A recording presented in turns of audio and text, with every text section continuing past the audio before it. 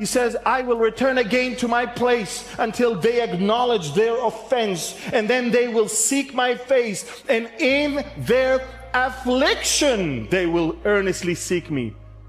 You see, the nation of Israel is going to go through the most terrible time they've ever had in their history, which will cause the Holocaust to pay. You have to understand, the Bible is telling us that not only in Jeremiah, but also in the book of Daniel. And we know that it's going to happen.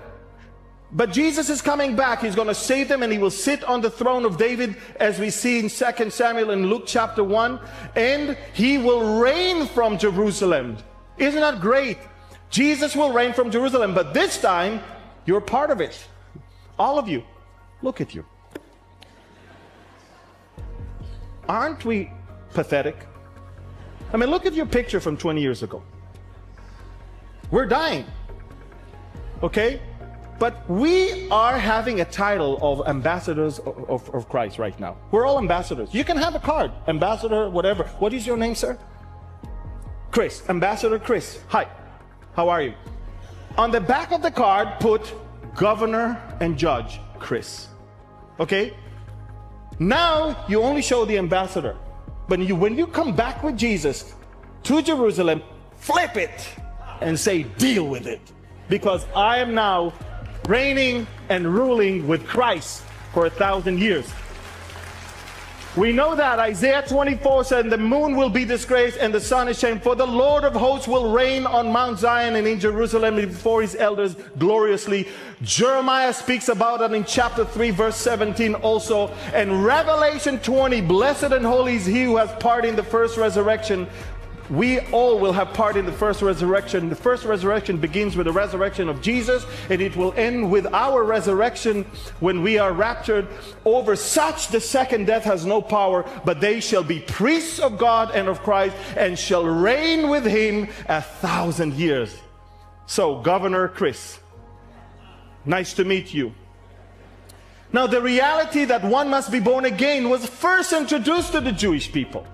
It was in John 3 that there was a man of the Pharisees that named Nicodemus, a ruler of the Jews. This man came to Jesus by night and said to him, Rabbi, we know that you are a teacher come from God, for no one can do these things that you do unless God is with him. And Jesus answered and said to him, most assuredly I say to you, unless one is born again, he cannot enter the kingdom of God. He's not saying that to a Catholic priest. He's not saying that to a Muslim imam. He's not talking in the Vatican. He's not talking anywhere in Utah. He is talking to a Jewish ruler from the Pharisees. And he's telling him, Jews, religion will not help you. By the way, Christianity is the only faith that is not supposed to be a religion. It's the only faith that you cannot be born into. Oh, on my birth certificate it said that I was born a Christian. That's wrong! It should have been said sinner, not Christian. Because Christian is a follower of Christ. And if you want to enter the kingdom of God, you must be what?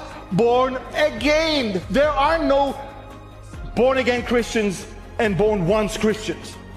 There's only born again Christians. You understand? I was in the Philippines 20 years ago. And I spoke to someone on the street, and we quoted verses, and he said, oh, are you born again or Catholic? And I'm like, is this the menu? Is that the option? Yeah, there's no option. These are the words of Jesus. And he said that to the Jewish people. So they know that their religion cannot save them. Their tradition cannot save them. You know, salvation is not by affiliation.